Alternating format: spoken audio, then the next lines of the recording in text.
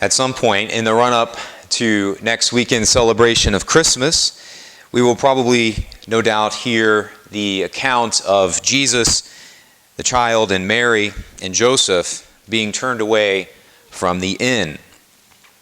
And we will, or at least I would say if you're like me, every time you hear that, the first thing that crosses through my mind is always, how can that possibly happen? How can it be that God, become human, is turned away from the inn?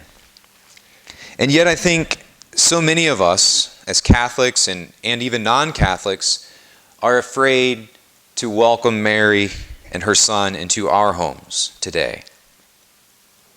The angel tells Joseph in the gospel, do not be afraid to take Mary into your home.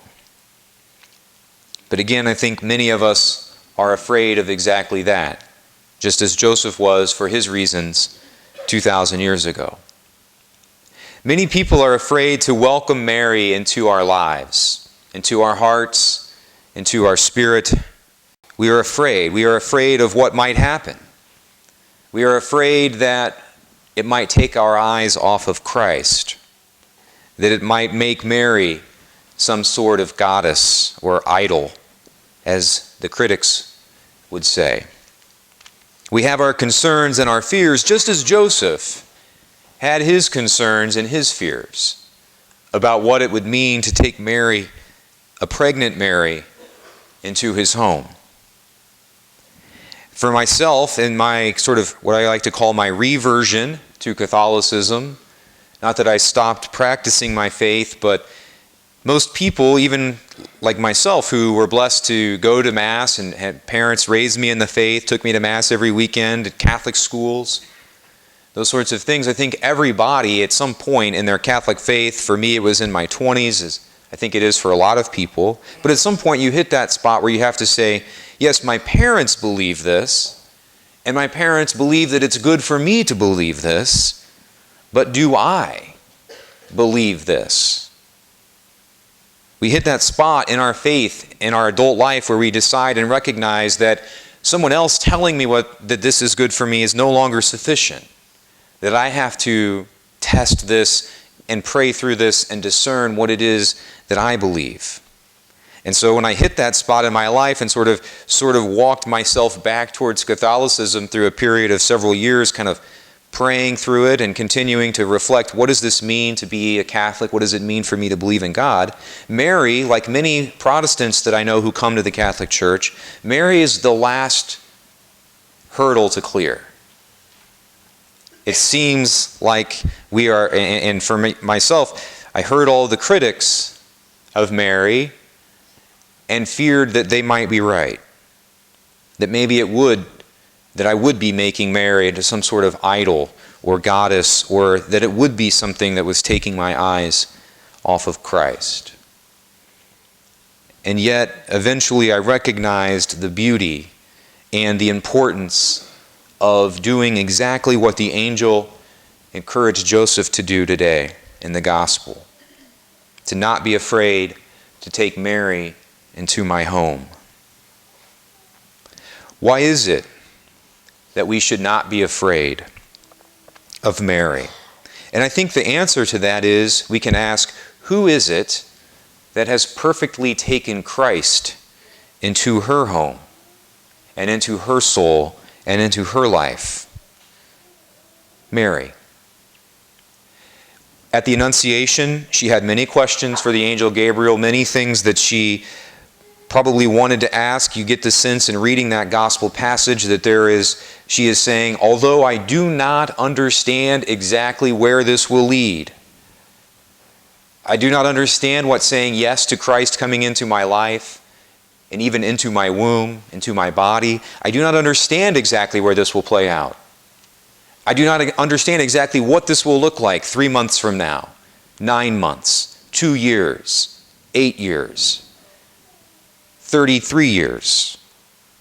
I do not understand exactly what this will look like, but I say and trust the angel, and if it is God's plan, then allow Christ to enter my life. Right? That's also so often what we want. Okay, we hear the invitation from the saints and the prophets and God and the angels. Let Christ in. Let Christ into your life. We hear the psalm, let him enter, the King of glory. We hear that from all different directions, and yet we are afraid. And we want to know, Lord, if I say yes to this Jesus, what will that do? Where will it lead me? What will my life be like next week? What is it that my life will be like next year as a disciple and a follower of you? Where will it lead? And we want to see it all played out. Before we sign on, we kind of want to say, all right, let me see. What will this all look like? What will my life look like from now until the end? And it sounds like Mary was kind of curious about that too at the Annunciation. But she had faith and trust in her God. And she said, yes, let him enter, the King of glory. So in taking Mary into our lives, what we are doing by making room for her is we are preparing a way for her who allowed Christ perfectly to enter her. It's sort of a mathematical thing, really. Mary takes Christ perfectly into her life, so by us taking Mary into our life, we are also taking Christ into our life as well. She prepares the way for us. She can, through her prayers and through her example, soften our hearts to be able to receive her Son, to be able to allow the King of glory to enter fully into our lives. Joseph is afraid to take Mary into his home. Mary is afraid to take Jesus into her home. But both of them say yes. Both of them allow Mary, and Mary allows Jesus to enter. She shows us how to welcome and receive Christ, who we must also admit, again, we are scared to do that as well. What is it that Christ will ask of me? What will have to change? What will it matter, or how will it impact my life? Ultimately, what we are afraid of is losing control of our lives. But we do not. We do not lose control. We find our lives by allowing Christ in. And by allowing Mary, who prepares the way and shows us and does nothing other than help us receive Christ into our lives as well.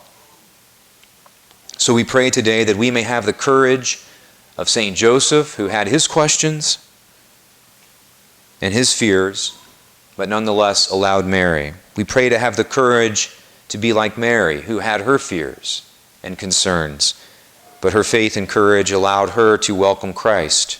We pray that we may throw wide the doors of our hearts to welcome Mary into our home, to seek her intercession, to be inspired by the example and the ways that she lives and continues to live her life. We pray that our hearts may be open during this Advent season to welcome in Mary, to take her into our home, who shows us most beautifully and perfectly what it means to take in and receive Christ.